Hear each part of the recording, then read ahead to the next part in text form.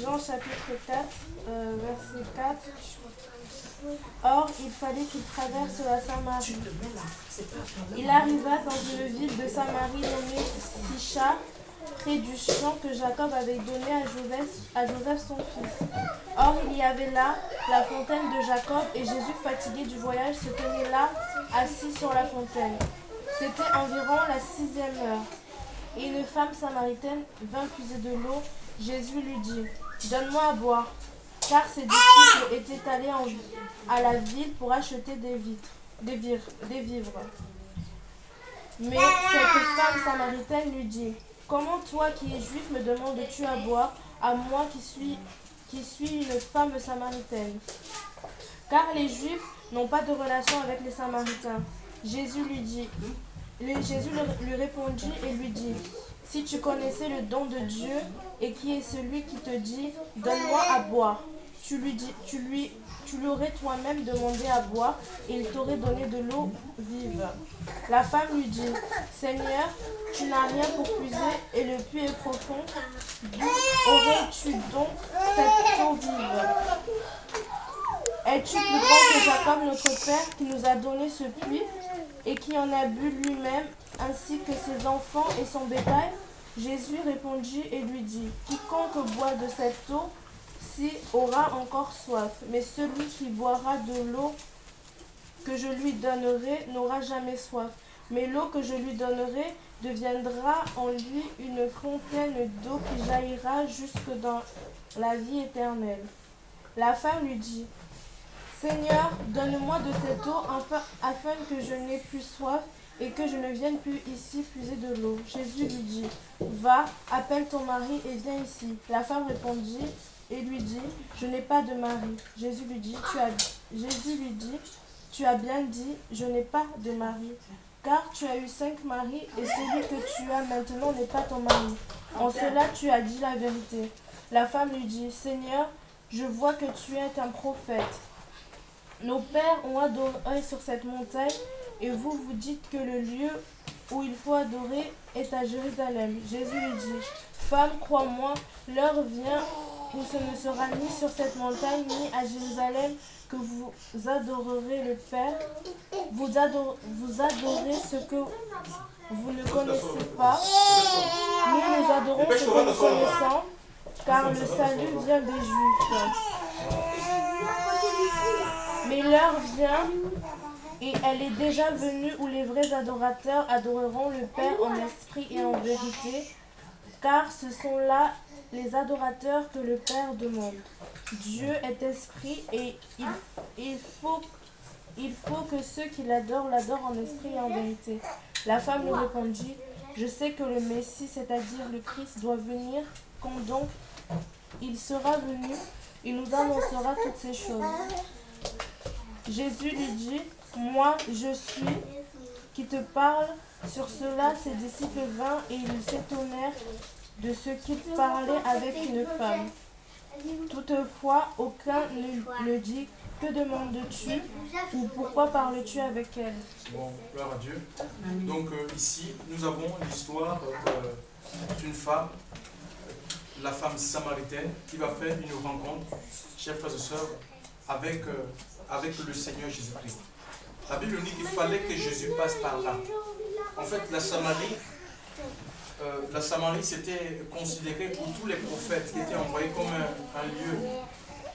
un lieu, une localité idolâtre, impure. Et aucun prophète ne voulait rentrer dans cette ville-là, dans cet endroit. Même quand il fallait aller, par exemple, quand un prophète était envoyé, par exemple, devait quitter Nazareth pour aller à Jérusalem, parce qu'en fait la Samarie était au milieu de ces villes-là. Donc c'était plus proche de passer par la Samarie pour aller à Jérusalem que de contourner la Samarie.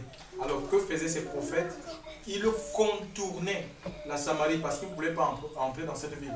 Pourquoi en fait les Samaritains, c'était un mélange des colons philistins avec les femmes juives, donc c'était un peuple mélangé. Et comme eux, d'après la loi qu'ils avaient reçue, la loi mosaïque, il ne fallait pas que le peuple de Dieu se mélange à d'autres à d'autres nations, à d'autres tribus. Donc c'est pourquoi ces gens-là, ils étaient méprisés, ils étaient considérés comme des impurs. Et ici, nous voyons que Jésus ne va pas se comporter comme les prophètes qui sont venus avant lui. Il va aller là où personne ne voulait aller. Mais qu'est-ce qui le motive? Pourquoi Jésus, lui, il accepte d'aller là où personne ne veut aller? Alléluia. Et c'est la même chose. Si nous disons être les disciples du Seigneur, nous voyons aujourd'hui les gens, ils choisissent, en fait, ils choisissent les lieux où exercer leur ministère. C'est un tort. Si on dit être disciple de Jésus, envoyé par le Seigneur, on ne peut pas choisir seulement aller dans les grandes villes. Ça, c'est la chair, ça. Tu ne peux pas dire, moi, je vais dans les grandes villes, parce que dans les grandes villes, j'aurai les grandes dîmes. Là-bas, il y a beaucoup d'activités, ou dans une économie, là-bas, il y a beaucoup d'activités, j'aurai des grandes personnalités qui viendront et qui feront l'affaire. Ça, c'est la chair. Quand on est appelé par le Seigneur, on est en fait comme le Seigneur. On va là où l'Esprit de Dieu nous envoie. Et c'est ce qui avait été dit, l'apôtre Pierre, que quand tu seras vieux, un autre te sènera et te conduira où tu ne voudras pas. Parlons de l'Esprit de Dieu. Chers frères et sœurs, Dieu, ce que Dieu recherche aujourd'hui, ce sont des hommes et des femmes qui sont conduits. Jésus est allé dans cette ville, chers frères et sœurs. Parce que si nous ne sommes pas conduits en fait par le Seigneur, nous allons manquer les rendez-vous divins. Et Jésus est allé dans cet endroit. Pourquoi est-il allé dans cette terre idolâtre? Parce que, ce sont les perdus qui ont besoin. Parce que pour les Juifs, les Samaritains étaient considérés comme des perdus. Et le Fils de l'homme est venu, chers frères et sœurs, pour chercher et sauver ceux qui étaient perdus. Donc Jésus ne cherche des perdus, il ne cherche pas les médecins, les gens qui sont bien portants. Et il va dire, quelque part dans l'évangile, que ce sont les malades qui ont besoin des médecins.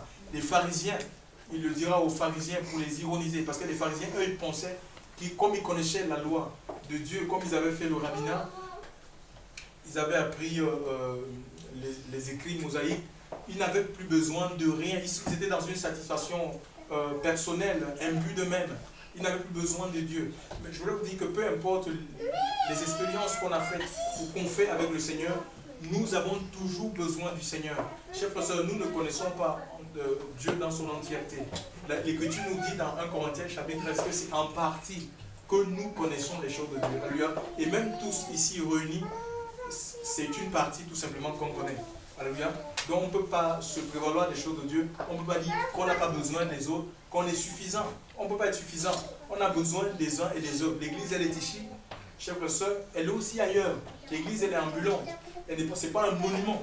Alléluia. Ce n'est pas une statuette. L'église est en mouvement, c'est un organisme. Alléluia. C'est un corps. Parce que nous avons un souffle, nous pouvons nous déplacer. Le souffle qui anime l'église, c'est le souffle de l'esprit. C'est l'esprit de Dieu. Et l'esprit de Dieu est en mouvement. L'esprit de Dieu bouge. L'esprit de Dieu, ce n'est pas quelque chose de statique, de figé. Chers frères et sœurs dans le Seigneur. Alléluia. Et ici, Jésus est allé dans cet endroit parce que c'était une terre idolâtre. Jésus est allé dans cette ville de Samarité parce qu'il y avait des âmes à sauver, chers frères et sœurs. Il y avait des cœurs qui étaient perdus. Il y avait des cœurs en détresse. Alléluia. Notamment cette femme. À la 6e heure, ça nous parle de midi.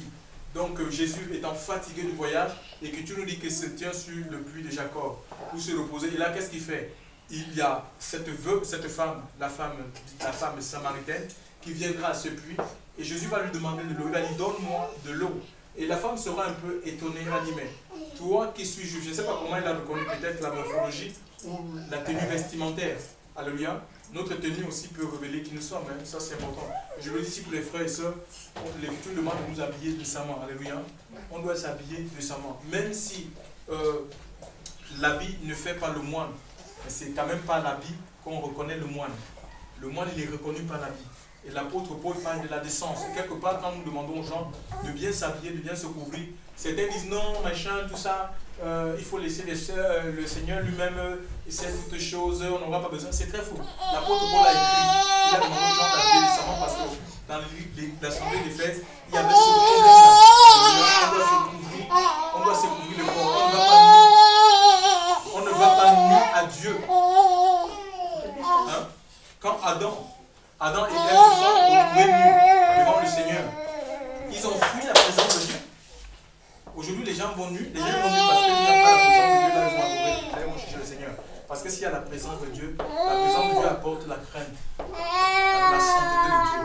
On a envie de se couvrir, on a envie de se cacher, on a envie de se montrer. On s'efface. Tu vois, la chair, ça diminue la chair. C'est ça l'action du Saint-Esprit dans les cœurs et dans les cœurs et dans les vies. Il va faire cette rencontre avec cette femme, chef frère soeur dans le Seigneur. Il fera cette rencontre avec cette dame et la femme va dire, mais elle était un peu étonnée de la demande de Jésus. Elle dit, mais toi qui es un Samaritain, toi qui es juif, pourquoi tu me demandes à moi qui suis un Samaritain? Parce qu'en fait, les Juifs n'avaient pas de relation avec, donc ils étaient à couteau tiré en fait. Comme ça. Ils ne s'entendaient pas. Les Juifs n'avaient pas de relation avec les Samaritains. Les Samaritains non plus n'avaient pas de relation avec des Juifs. Et Jésus lui dira, si tu connaissais le don de Dieu, et qui est celui qui te dit, donne-moi de l'eau, tu lui aurais toi demandé de l'eau et il t'aurait donné quoi? De l'eau vive. Ce n'est pas une eau morte. Alléluia. De l'eau vive, l'eau qui a la vie, en fait l'eau qui donne la vie, l'eau qui est étanche, toute soif. Et cette femme, outre le fait qu'elle avait besoin de l'eau naturelle, parce que l'Écriture nous dit qu'il avait un vase, mais il y a plus que cela, chers frères et sœurs, c'est une métaphore. Le Seigneur parlait de sa vie. Alléluia. Cette femme, nous allons le voir. Et aujourd'hui, je veux dire que beaucoup ne connaissent pas le Seigneur. En fait, c'est parce qu'ils ne connaissent pas ce que Dieu a envie de faire dans leur vie qu'ils résistent en fait. Ils n'ont pas foi dans ce que Dieu dit. Ils résistent à l'appel de Dieu. Si tu pouvais connaître, chers frères et sœurs, le don de Dieu, et qui est celui qui te dit donne-moi de l'eau? Le Seigneur, il a soif de quoi? Il a soif de nos cœurs en fait. Hein? Il a soif de nos cœurs. Il veut que nos cœurs, il a besoin de nos cœurs. Pourquoi? Pour remplir ses cœurs. Le cœur a une forme, chers frères et sœurs. Et il n'y a rien dans ce monde. On peut tout mettre dans ton... Tu peux tout avoir, tu peux tout posséder. On n'est jamais satisfait. Il n'y a rien dans ce monde qui puisse vous satisfaire, chers frères et sœurs, dans le Seigneur. Si ce n'est la présence de Dieu. Et il dira dans Jean 7, que les fleuves d'eau vive couleront de votre sang. Il parle de l'eau vive, il t'aurait donné de l'eau vive. Il dit les fleuves d'eau vive, parlant de l'esprit que devait recevoir ceux qui croient en lui. Est-ce que tu as reçu l'esprit de Dieu quand tu as cru au Seigneur? C'est la question que le Seigneur pose ce matin. Oui, on peut être religieux, on peut avoir une religion parce que cette femme, elle a brandi sa religion. Nos pères, es-tu plus grand que Jacob? Nos pères ont bu sur ce puits. Chers frères et sœurs, es-tu plus grand que nos pères? Jésus va lui dire que celui qui boit de cette eau, l'eau qui était dans le puits de Jacob, il aura encore soif. L'eau du puits de Jacob, ça symbolise toutes les religions que les gens essaient de nous présenter comme étant la solution, chers frères et sœurs.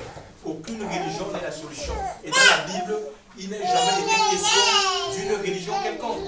Il est question de relation, de venir à Christ, de s'approcher de Jésus. Alléluia.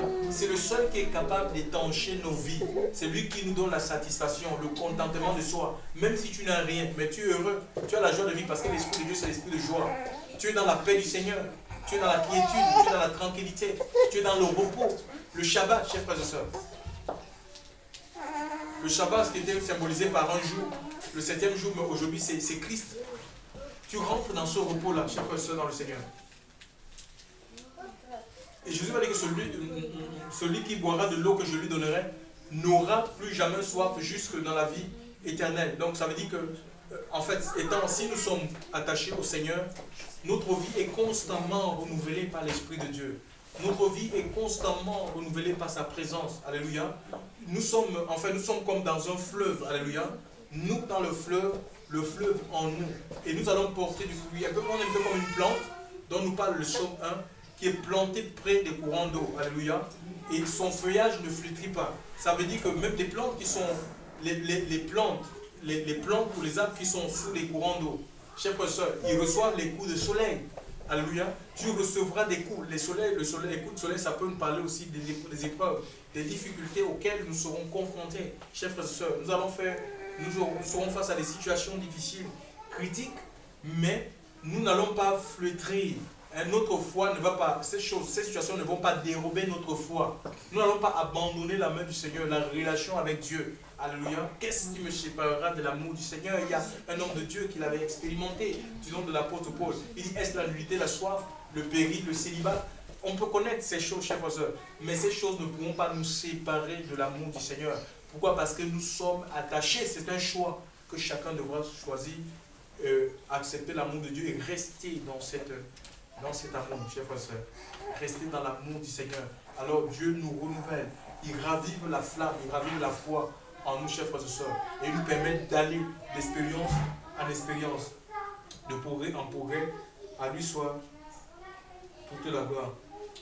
Et la femme va dire, quand le Seigneur lui dira que cette eau deviendra une fontaine, d'eau qui jaillira jusque dans la vie éternelle, la femme lui dira, Seigneur, donne-moi de cette eau, afin que je n'ai plus soif et que je ne vienne plus puiser de l'eau. Jésus lui dit, va, appelle ton mari et viens ici. Et la femme lui répondit, lui dit, je n'ai point de mari. Jésus lui dit, mais tu as bien dit, je n'ai point de mari, car tu as eu 5 maris, et celui que tu as maintenant n'est pas ton mari. En fait, c'était une femme, cette femme, le Seigneur va révéler sa vie. C'est un prophète, c'est ça un prophète. Un prophète, c'est pas quelqu'un qui va te dire des choses que tu vas entendre. Beaucoup ont des démangeaisons d'entendre des choses agréables, des choses bonnes, des choses qui vont dans leur direction, des choses qui les arrangent. Non, mais c'est pas ça un homme de Dieu. Un homme de Dieu te dira véritablement des choses peut-être qui ne t'arrangent pas. Chef frère, il te dira la vérité. Celui qui t'aime va te dire la vérité. Parce qu'on ne peut pas. Beaucoup de gens cherchent l'affranchissement. Ils veulent l'élévation. Ils veulent que Dieu, ils veulent percer spirituellement. Même ils veulent que le Seigneur les élève dans la société. Mais ils ne veulent pas confronter leur vie à la vérité. C'est la vérité qui nous affranchit. Vous connaîtrez la vérité vous rendra.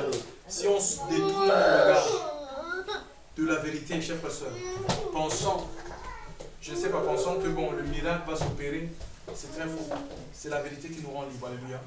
Et notre vie a besoin d'être établie dans la vérité, chers frères et sœurs. Il dit, tu as eu Saint Marie, le Seigneur nous révèle sa vie. C'est ça, il lui révèle sa vie. Il parle que tu es Saint Marie. Et c'est lui avec qui tu es né, pas ton mari.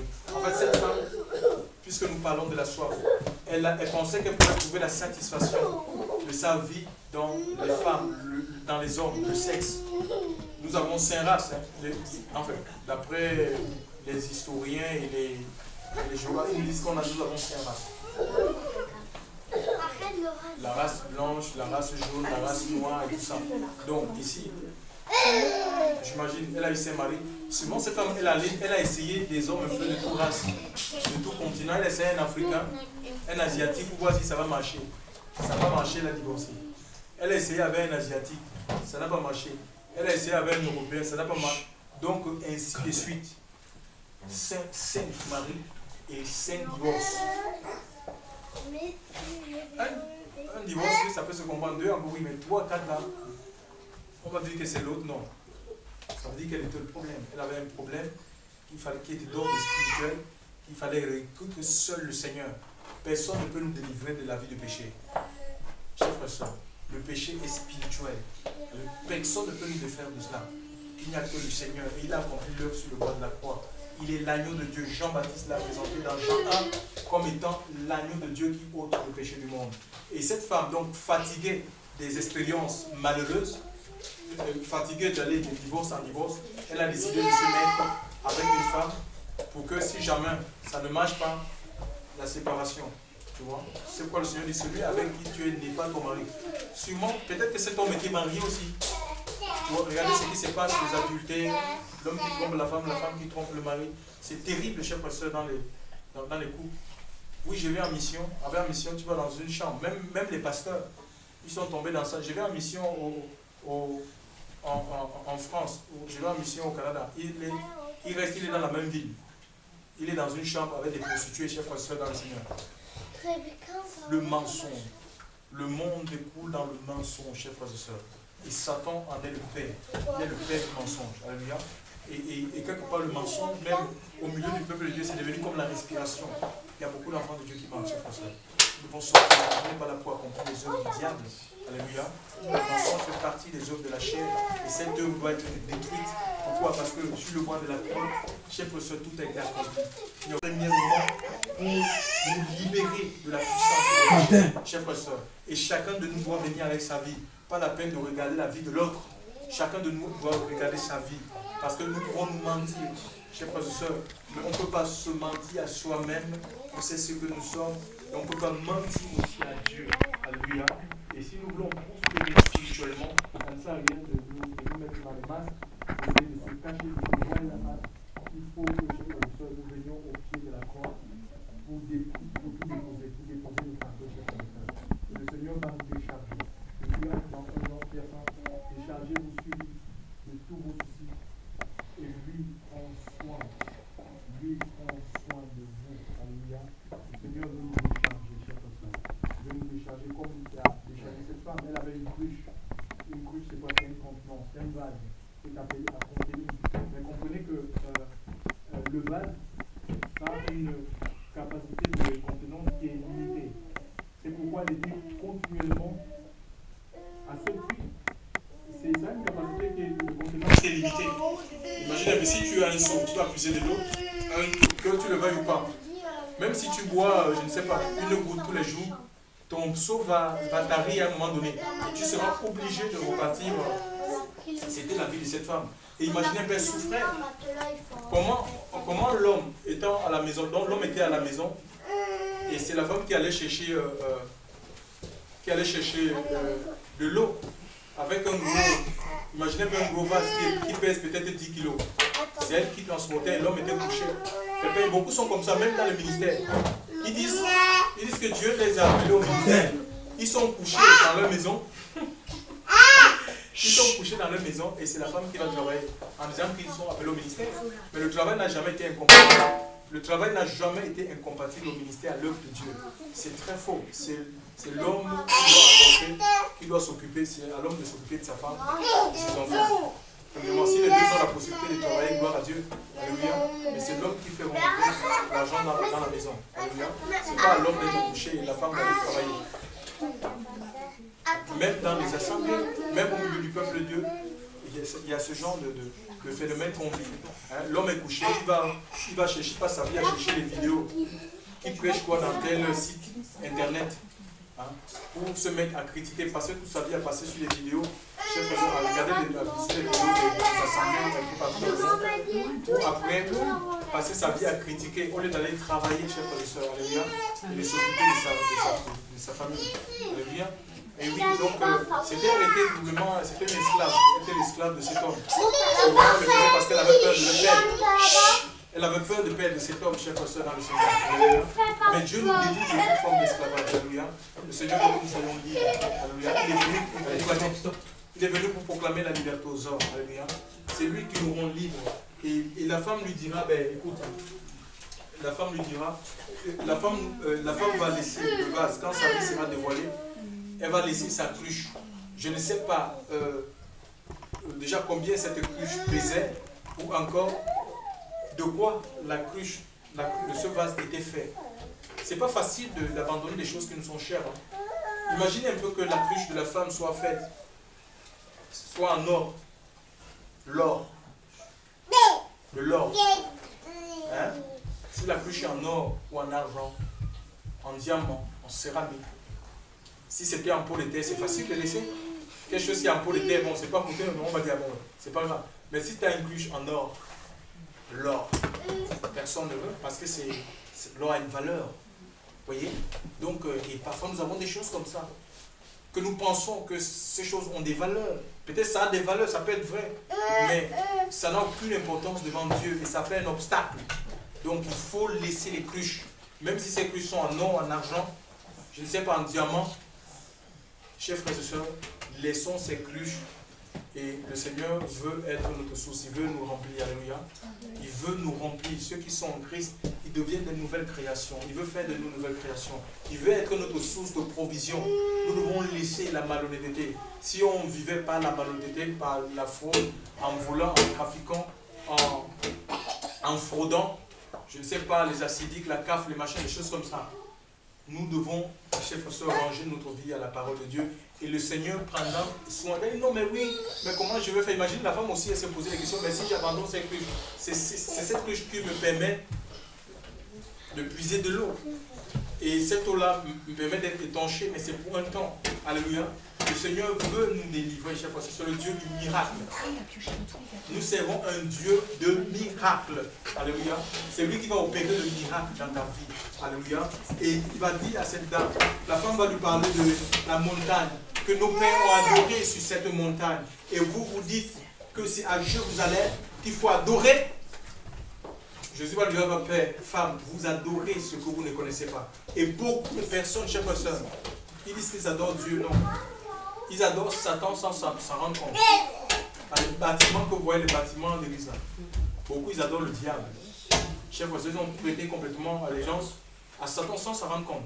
Quand je parle d'eux, mais c'est de manière indirecte, parce que le pasteur, il est dans la fausseté totale. Chers frères et sœurs, ils adorent ce qu'ils ne connaissent pas. Est-ce que nous devons, pour connaître Dieu, il faut avoir reçu l'Esprit de Dieu. Alléluia. L'adoration véritable, c'est une adoration qui est faite par le Saint-Esprit.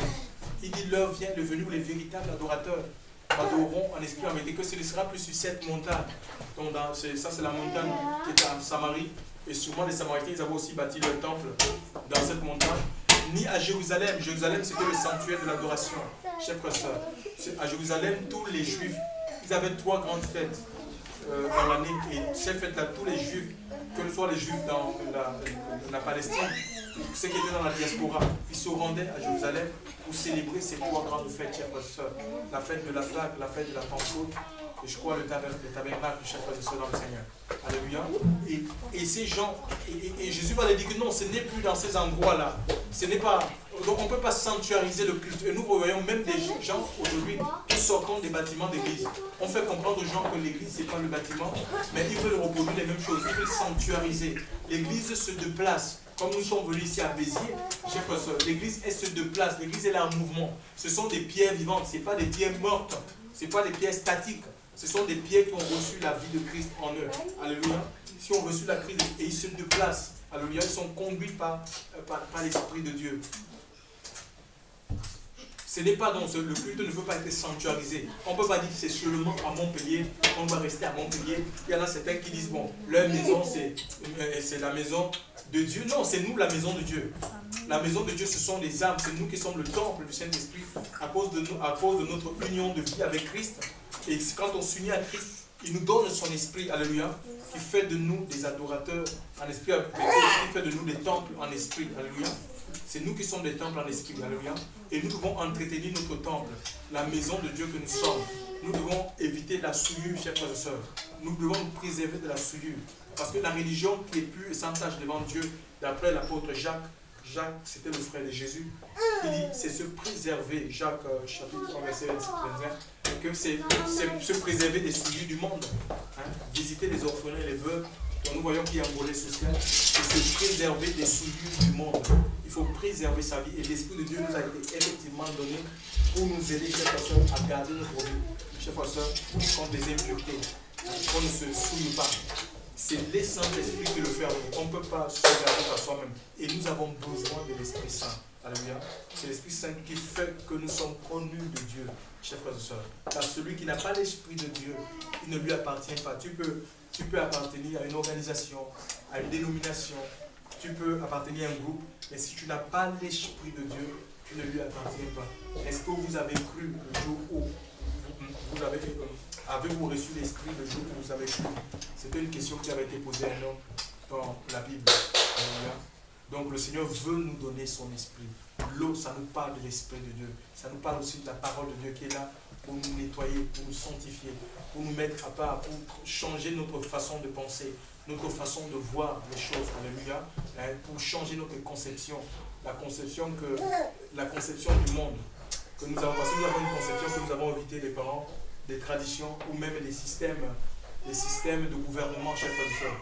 Il nous permet de penser. Et Dieu vient changer notre pensée. C'est ça la métamorphose. Il donne de penser, de penser comme lui pense, de voir des choses à la manière de Dieu. plus à la manière des hommes. Alors on n'a pas à être complexé de quoi que ce soit. Alléluia. Le Seigneur veut avant tout, il veut nos vies. Parce qu'il dit, l'heure vient, elle est venue. Donc c'est maintenant. Tu ne peux pas différer l'appel de Dieu dans ta vie. Il dit, l'heure vient, elle est venue où les véritables adorateurs adoreront le Père en esprit, en vérité, car le Père est esprit. Il faut, c'est un impératif. Donc c'est pas on ne supplie personne. Il faut que ceux qui l'adorent en esprit, en vérité. Donc c'est pas une supplication, je ne supplie pas que non, essaye d'adorer. Non, il faut que tu adores. Si tu veux être connu de lui, si tu veux être agréé de lui, il faut l'adorer en esprit et en vérité.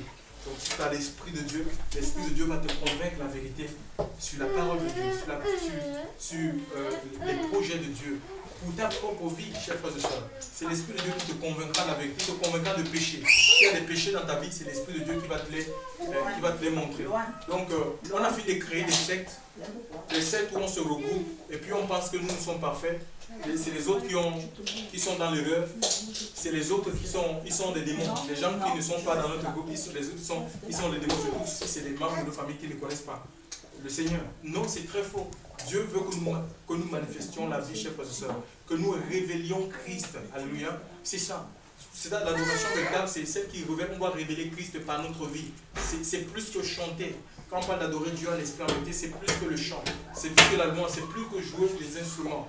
Chers frères et sœurs, c'est un style de vie. C'est un mode de vie. C'est la vie de Dieu. C'est manifester le caractère de Christ là où il nous a placés. C'est ça le témoin. Alléluia. Et on ne peut pas être témoin si on n'a pas reçu le Saint-Esprit. Vous recevrez le Saint-Esprit survenant sur vous et vous serez mes témoins. Alléluia. À Jérusalem, premièrement, en Judée, en Samarie et jusqu'aux extrémités de la terre. Vous dit que l'Esprit de Dieu bouge. Alléluia. Et nous sommes heureux ce matin vraiment d'être là pour partager la parole de Dieu ici à Béziers. Merci Seigneur. Alléluia. Donc il faut adorer Dieu en esprit et en vérité. Et la femme dira, Jésus dira dans le verset 25, la femme lui répondit, je sais que le Messie, c'est-à-dire le Christ, doit venir. Quand il sera venu, il nous annoncera le péché. Alléluia. Il est venu pour nous annoncer le salut, il est venu pour nous révéler le Père. Le Messie, c'est quoi? C'est le Sauveur, c'est le Sauveur pour un seul loin. C'est lui qui est censé nous guérir. Alléluia. Lui, le Saint-Esprit, est là pour nous guérir, pour nous consoler, pour nous transformer. Alléluia. Lui, le Saint-Esprit, brise les jougs, chers frères et sœurs. Si on est dans un joug, l'huile du Saint-Esprit, l'onction du Saint-Esprit, ça brise les jougs, chers frères et sœurs. Ça nous rend libres. Il est celui qui a été envoyé pour annoncer la liberté, pour proclamer la liberté à tous les hommes, qui que nous sommes. C'est à nous de désirer, chers frères et sœurs. Alléluia. Il faut désirer. Il y a une part de l'homme, qu'on ne vous trompe pas. Il y a une part de l'homme dans les choses de Dieu. Ceux qui seront désireux de connaître Dieu, de progresser avec Dieu, mais Dieu se manifestera avec eux. Il les fera progresser, chers frères et sœurs, dans ses voies. C'est comme ça que ça se passe. Alléluia. Voilà. Que le Seigneur nous bénisse, qu'il nous fortifie ce matin. À lui soit toute la gloire.